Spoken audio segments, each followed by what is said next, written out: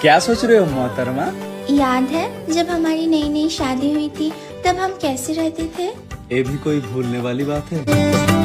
और वो दिन याद है जब पॉकेट में सिर्फ 20 रुपए थे यार, जिसे हम अंडे खरीदने वाले थे और उस पैसे से अंडे खरीदने की जगह कोल्ड ड्रिंक्स पी लिए थे। और खुद की सिचुएशन पे हम दोनों हंसे भी थे बहुत।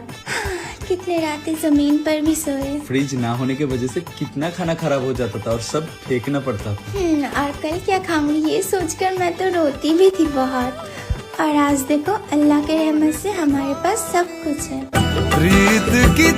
इतनी परेशानियों के बाद भी आप रह गए मेरे साथ। सिर्फ बेरोजगारी के कारण कभी किसी का हाथ नहीं छोड़ना चाहिए। वैसे भी निकाह के बाद अल्लाह रिस्क में बहुत बरकत देता है, बस चाहिए थोड़ा सा सब्र। तुम जैसी सोच अगर हर कोई लड़की रखती ना तो कोई भी लड़का डिप्रेशन में जाके इतना गलत कदम नहीं उठाता।